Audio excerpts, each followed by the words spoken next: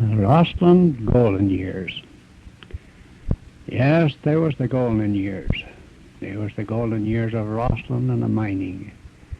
It was the golden years of my life when I was a boy.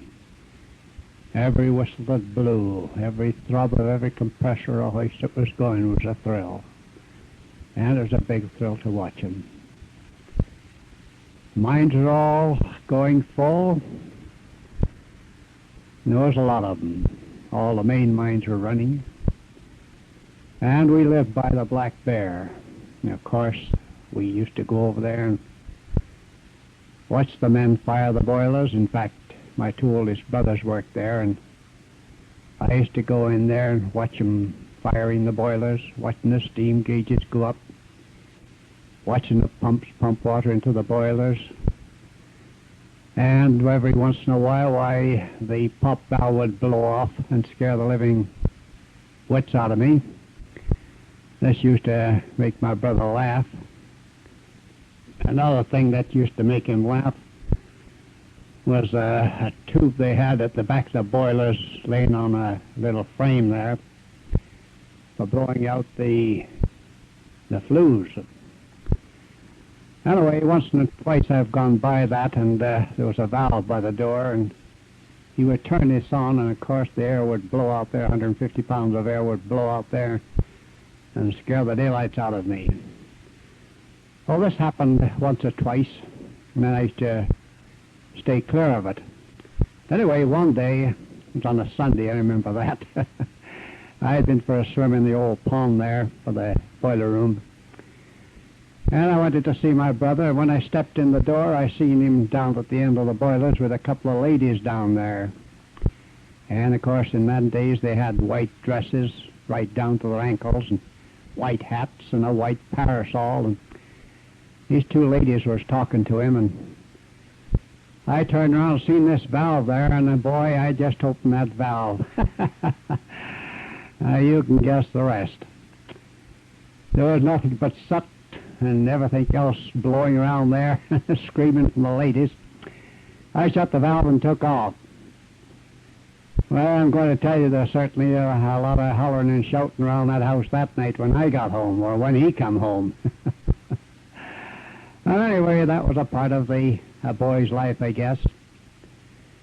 And then we used to go up and watch them framing timber up there at the Black Bear. They had a big framing shed on the right-hand side of the tunnel.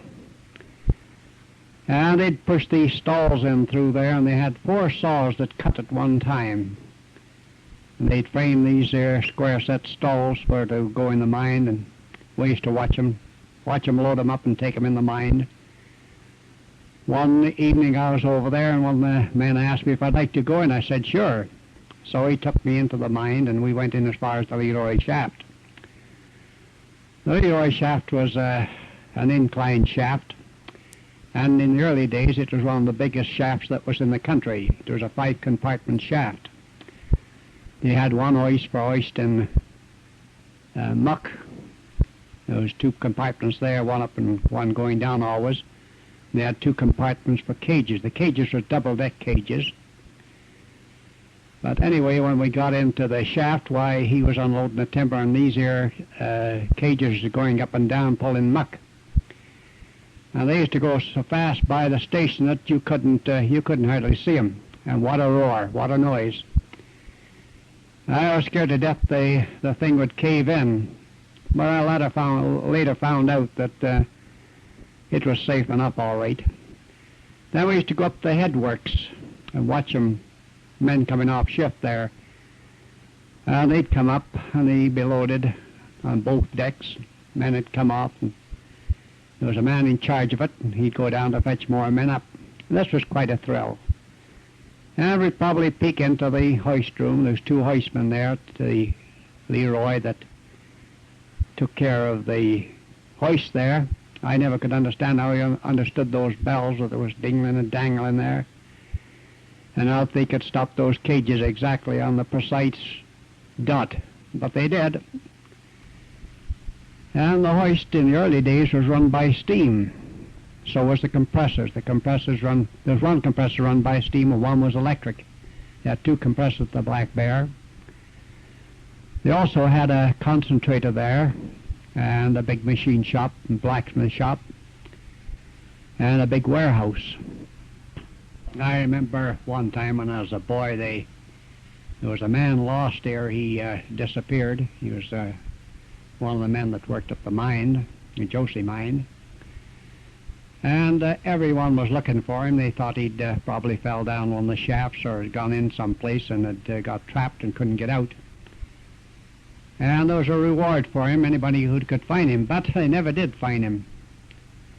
But anyway, me and another lad, we decided we'd go into a tunnel and look to see if we could see anything in there. So we got a candle. Well, if you've ever been in the dark in a tunnel with a candle, why, you can't see very much. And that was before the carbide light had come into its use. We started in this tunnel. It was pitch black, dark, trying to hold your hand over the light to keep it from going out. And we was proceeding along this tunnel for quite a while, and finally I said to my chum, I said, "There's somebody in here. I can see a light ahead of us." Well, we was both terrified then. We thought it was this man that had been lost was in there. And anyway, we figured that he'd saw us by this time anyway, so we might as well go in and find out. So we gradually crept up closer to it, and it was getting closer to us all the time. Finally, we come to it, and we found out that it was a mirror sitting on the wall, that the hoistman had left it there. There was a shaft inside of this mine, and they'd had a hoist there, and the hoistman must have had this mirror for shaving or something like that. But anyway, it was a mirror on the wall. But it was quite a joke on us kids, and it was quite a thrill, too. Well, when I was 17, I decided I was going to work in the mines, and I went up looking for a job, and the superintendent told me that I was pretty light, that he didn't think that I'd be able to stand it. So I told him I'd take a chance at it anyway. So there was two of us hired that day, another lad and I, and we were sent down to the 800. That's where we're supposed to go. That time, why, we was using carbide lights, the miners were. And when the cage come up and he started hollering for the lower levels first, he'd call out 1600, the men would get on for 1600, and he'd call out for 1400, and the men would get on to 1400. And the cage held about 20 men. Anyway, it come up to 800. He said, 800? Now I was standing there waiting to go on. The cage looked to me as though it was pretty full. He says, "Come on, kid, get on here." So he shoved me up against the other men. He rung the bell, and away we went. Well, on an incline shaft, the one thing about it, the momentum of the cage going down throws you back in. But all I could see was lights flashing by my face going down there as we passed the different stations and the pockets that were for loading ore. Finally, we stopped. It wasn't very many seconds before we did stop, and we stopped at 800. When I went to get out, I fell out. My knees had gone, I was sure. A week on the knees. Of course, this brought quite a laugh and a holler from the men on the cage. But you soon get used to it. So anyway, my partner come down, and some more men come down, which was working on that level, and the motorman coming down that run the motor, and he told us kids to get in a car to watch the trolley wire. And the first thing my partner did was touch the trolley wire and knock him down inside the car. He was groaning and moaning there, but anyway, he wasn't hurt too bad. So the motor took off and pushed us into where we were going. We didn't know where we was going. We was designated to go up into a stope to muck some ore up there. So we got into where this stope was. It was a square set stope, and they had about 3 sets of timbers in this stope. These square set stope were about 5 feet square. The timbers were laid out that way, and there was a post every 5 feet, and cross timbers above it, and then there was planks on, and then it went up the same way for several sets. And they had 3 sets in this stope anyway, and on top of it was about 20 feet of muck that the machine had broke there. And we were supposed to get this muck down. So we started mucking into this chute, and the motorman was supposed to take the muck away from us when he had time.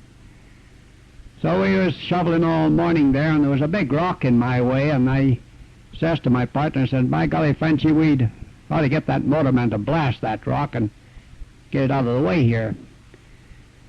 I wouldn't touch the powder myself. I was terrified of it. So we went down, and the motorman come in there, and we asked him if he'd blast it. He said, "Sure, I'll show you how to blast it this time, but after that you've got to blast the things yourself." There was about a 3/4 of a box of powder right on the sill on the bottom of the stope. So he picked up 3 or 4 sticks of powder and a primer, and we went up in the stope with him, and he put it on this big rock and showed us just where to put it, where the cracks were in the rock, and put a little dirt on top of it, and lit the fuse, and he said, "Now you kids go down to the bottom and stay in the drift down below. You'll be all right there, and I'll go up the other way so stop anybody from coming down." So we went down to the bottom of the stope, walked out there and where the motor was. Wasn't very far. And I stooped down in the ditch to put a little water into my carbide light. My partner, he was sitting on a piece of timber there going to munch a sandwich. Now this blast went off. Well, it was just like being inside of a shotgun and being shot out. It knocked him over the bench, and it knocked me flat in the ditch. And he jumped up and started to run. I was too scared to run. I stayed right there, and finally he come back, and he said, "By golly," he said, "I think that box of powder blew up in there." So we timidly walked back to where the box of powder was, but it was still there. But after that, we knew what a blast sounded like in the mine, and you got pretty well used to it. There's a lot of underground workings in the Rossland mines here. Some of the stopes are big enough to put a good-sized business block into it. Others are narrow and not too wide. Well, the next few days we worked in this stope. Then we was put into a drift on the same level. We worked behind a couple of miners there in this drift. That was our first experience in a drift. And had the old piston machine, and it was it was quite a thing to work in a drift, that's for sure, when you don't know anything about it. Anyway, the miners were pretty patient with us, and they showed us what to do. We helped them to set up the bar across the drift. Now then we had to pack this machine, and it took the 4 of us to pack this big machine, and the darn thing weighed about 400 pounds, this big piston machine. And there was a great big muck pile there. There was about 60 ton of muck strewn along the drift there that had been blasted there before and hadn't been cleaned up. So we got the machine on the bar and packed the steel in that they had to use, then the hoses in to be connected up, and finally they got going. Boy, you talk about noise when they turned on that machine. So anyway, these here machines they had, it used to take two shifts to drill a round or pull about a 7-foot round, it did. Today, while they'll do the same thing in about 4 or 5 hours with the new machines. But anyway, they didn't have the new machines. They still had the old piston machine, and it used to thump, thump, thump, thump, thump. And the starters they used then used to be about 2.5 inches across. Start a hole about 2.5 inches wide it would be. Today they put a hole in it's only about 1 1/4 inches wide. So they was cutting a lot of rock there and not doing so, getting so much time out of it as they do today. In fact, mining today is so far ahead that if the old miners come back, they wouldn't even know what to do. So we started into muck there. My partner, he was right-handed and I was left-handed, so it wasn't too bad. We both throw it in towards the center. But there didn't seem to be too much room in that drift for two fellows with 2 shovels to muck side by side. And before the night was out, I had all the skin off my hips, and I guess he had about the same thing with him. We got out 9 cars, 2-ton cars that day. When we got out the station and the night shift come on, they asked us how many cars we had got out, and we said 9. Boy, they went up in the air, because we should have got out about 20. That is 22-ton cars. But in the next few days, we got used to mucking, not hitting each other. Why, we was doing the same as the rest of them, and I kind of liked it. Well, later on, they brought in the water, what they call the water liner, and I worked in the first drift on that behind a machineman, and that was the first time that the muckers got a bonus. And the first man that worked on that was a fellow called Matt Tawila. We went in there, and he put a round in about 6 hours. Drew a 4-foot round, and that was when the bonus started. And of course, we was all looking for bonus at that time, and the muckers got 30%, and the machinists, machine men, they got 60%. Of course, there was 4 muckers to divide it with, and there was only 2 machinists. 2 machine men. But anyway, it was all right to make a little bonus. But it was Matt was frowned on with the other miners there because he'd worked on the machine by himself. Well, from there on, why the water liner come in, and every machine man worked on a machine by himself. He maybe got somebody to help him to set up, and there on why he drove by himself. Another thing in the early days, why they used to be 2 blasters. They'd come around to do all the blasting, and on the water liner, why, you did your own blasting. So somebody was blasting all the time when you had the water liner, whereas all the blasting was done on graveyard shift in the early days. This blasting was all right, but it used to cause a lot of gas, and if you got to mucking in a drift where they'd blasted about an hour before, why, this gas would come up and sometimes knock you out. But there's good mines to work in. All the levels below the 600, why, was pretty dry. You could sit down the plank and eat your lunch without getting cold. And they didn't shift you around too much. If you went to work on the level, I was pretty well on that level for quite some time. If they was going to move you up onto a top level, well, they'd usually tell you the day before you're going to be up on the upper level. So then you used to dress with warmer clothes and for it, because the top levels were quite damp. But the lower levels, why, they were quite dry. The center star, it went down to 1600. You call 1600 it was, and then you went inside, and there was another winch inside, went down another shaft, I should say, which is the same thing. It went down another 400 feet, but I never did work down that. It was filled up with water when I was in there. The War Eagle, it went down to the 1100, and it also had a shaft inside which went down another 400 or 500 feet. The mines were all interconnected with each other. The White Bear, it was connected with the Leroy. The Josie, it was connected with the California and the Leroy and the Center Star. And you could go on various levels and get to various levels in the other mines. They wasn't all on the same level. That is, for instance, you'd go on to the 800 Star, and you went over to Leroy, you'd be on 1200 Leroy, and so on. You go down onto 600 Star, why, you went over and you came out at the 900 Leroy and the 900 Josie. But they was all connected with each other, and a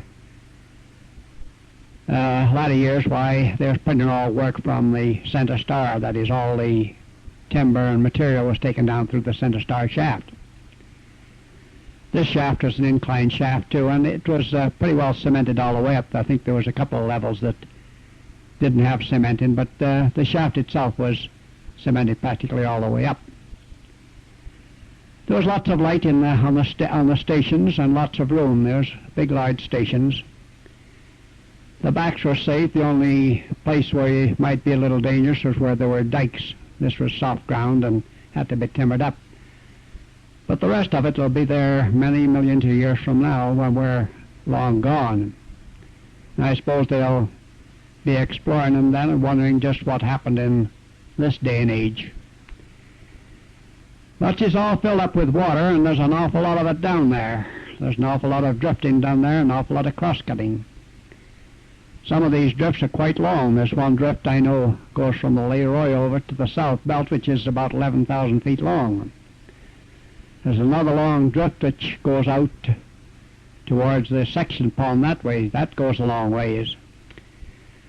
Another one stretches out towards Trail on the 1400. That's quite a long drift and quite a big drift. In fact, they was heading for Warfield with that drift and was going to take out the ore that way and would save hoisting it and save tramming it and would bring down the cost of mining.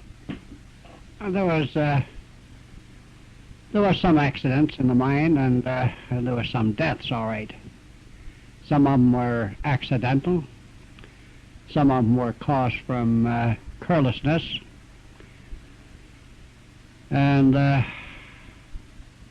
they wasn't too frequent, thank goodness, anyway. When they was a miner killed, why, they generally blew a whistle here, and you knew that somebody was killed. They had two shifts in the mines here. There was the day shift, and there was the night shift. There was very little graveyard shift. The only ones that worked on graveyard shift was the pump men. The water hit was corralled on the upper levels. They had sumps on different levels. And the pumpmen would go around wherever they could and stop the water from going down to the lower levels and get it running in the ditch and go into these sumps. Well, by the time it got to the 600 level, why, they'd pretty well caught up all the water that was running down. So that the lower levels, they didn't make too much water. The most water that was pumped out the mines was caught on the upper levels. And of course, each mine had his own pumps and each pumped so much water out of it. The motors that they used in the mines were 250 volt motors. That is the motors that they trammed with. And they were about 9 feet long and they weighed about 5 tons. And you could pull anywhere from 6 cars to 10 cars, which held 2 tons in each car. You used to bring the ore out with these side dumpers. The cars were side dumped. They'd dump on the side. And you'd come out the station. There was a grizzly there on the station, or a place where you dumped it with some rails across it, which they call grizzlies. You stop your train, and you'd put a chain on the back of the car and pull the lever and dump it up, and it would dump over. If you forgot to put the chain on, why, to hold it, why, it might dump right over on its side.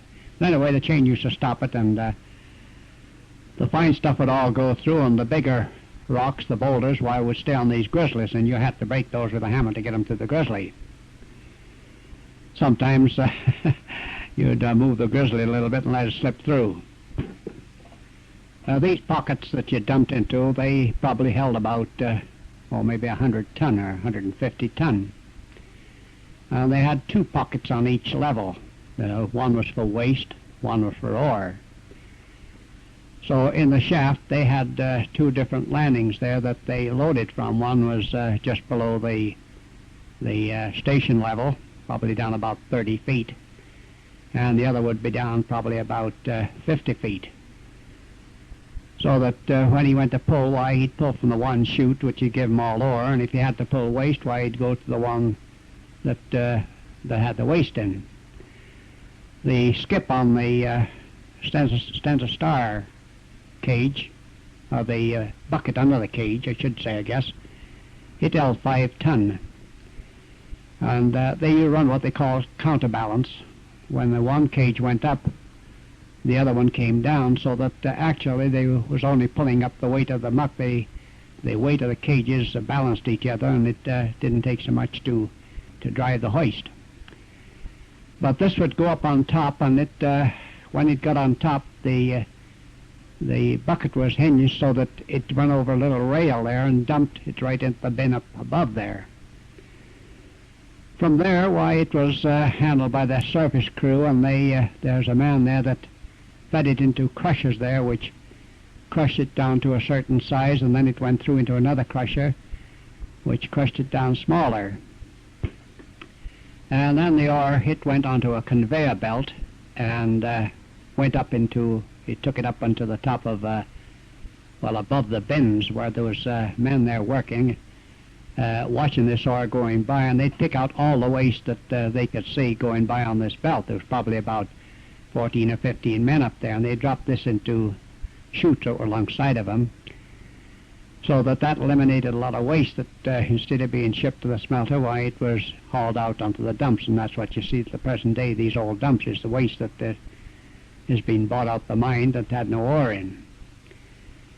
And the ore went then into these bins, and the bins on the railway track, I don't know just how many tons they held, but they used to take down about, I think, about 1,000 or 2,000 ton a day on the train here every day to the smelter. And of course, in some of the other mines, like the Leroy, when the Leroy was running, why, some of the lower grade ore, it was run through a concentrator and was crushed up to fine like flour, and then it was run over these tables, which was jigging and shaking, and the heavy rock, as you'd call it, it was the ore, would go out one side and the waste would be shook off the other side. The water was running down with it all the time, which kept it flowing. The White Bear, they had they didn't have these. Well, yes, they had these tables, but they had a different system of crushing it. They had the stamp mills there that kept a stamp in it that brought it down to like flour, where the others had another system like ball mills. They was quite a thing for rolling it out fine like flour.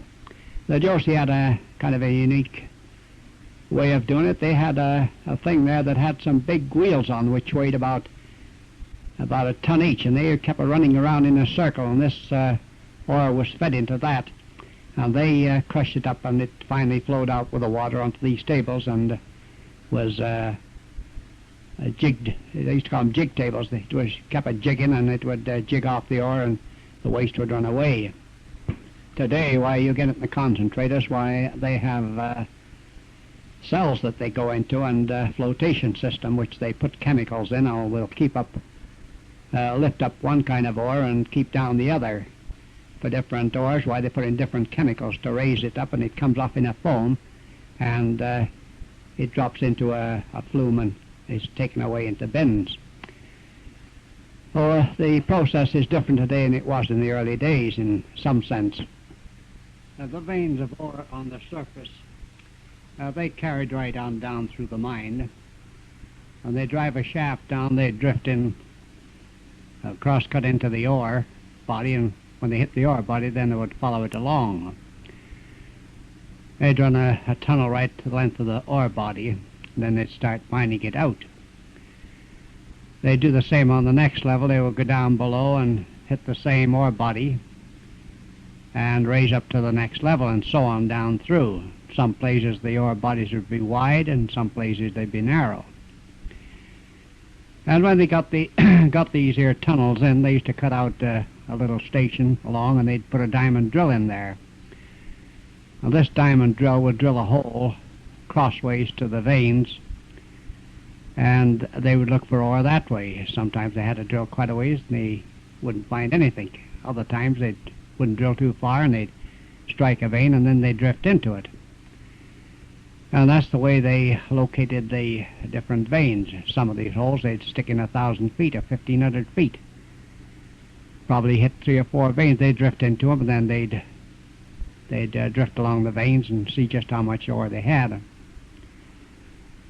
But the same veins that they saw on surface, they carried right down through, and they probably would widen out down below, and probably sometimes they just petered out just into like a lead pencil.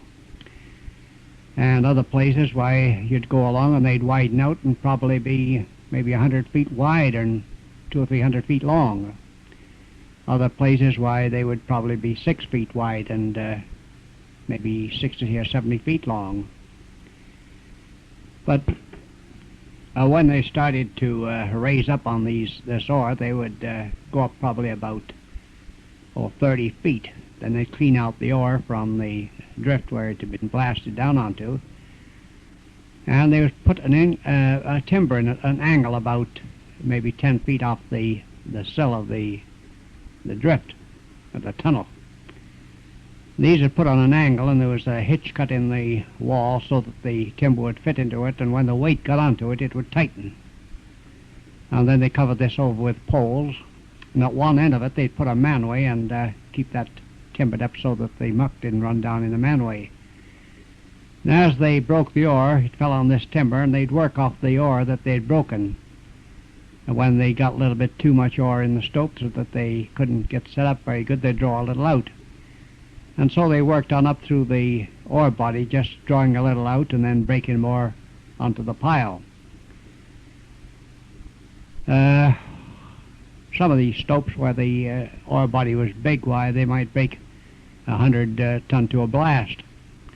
Maybe some of the stopes where they was narrow, why they didn't in fact they wasn't able to break so much. But they all worked off the top of the pile of muck, and if you was a motorman in a mine and the machineman come down and says there's too much muck up there, we can't set up, why you just put your train underneath the chute and pull the chute and probably draw maybe 100 cars out of it, or probably 50 cars, depending on just how much room they wanted to set the machine up. They'd point the holes up into the back, and they probably have these holes maybe 1.5 feet apart, and probably there would be 10 or 20 holes in the breast of the ore.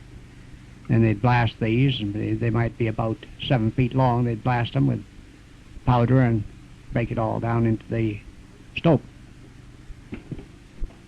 Some of these ore bodies that we had in the mines here had quite a bit of lime in them. And when the air got to it, why, it would break off. It would snap off like an explosion. In fact, there were several men killed in the mine here with the rock breaking off. That's what they called air blast. I've heard it when a man has probably had about 10 holes blasting, and when they'd go off, why, you'd probably count about 15, and 5 of them were air blast. When the air got it, why, they'd snap just like a report of dynamite. And this would keep on doing that until the back arched over, and it would settle down then. But where there was lime and where these air blasts occurred, why, you watched it pretty closely, because you never knew when a chunk was going to fly off and hit you on top of the head. In them days, why, you didn't wear hard hats, and the lamps was there. Your hat that you wore was made out of canvas with a piece on the front that just held your carbide light. Today, where you wear hard hats and you have electric lights. But still, there was good mines to work in, and I didn't mind working in them at all. I kind of enjoyed it. I was young, and I didn't mind working in the mines at all. You had so much to do, and that was it. You had to get in and do it. Powder was bought in here by the carload lot and was stored in powder houses. I remember one time, why, there was a carload of powder coming up, and it dumped over up the gulch and put the scare into the whole town here. But they got it righted and got it away without any going off. But those were the golden days of Rossland, and everybody was used to mining, everybody was happy, and everybody was friendly. I think that there was more friendliness shown in them days than there is today, when everybody goes out of town when there's a weekend or a holiday. In them days, when you had a holiday, why, you got together and had a good time. More about that later on. These are the golden days, and we're really glad to talk about them.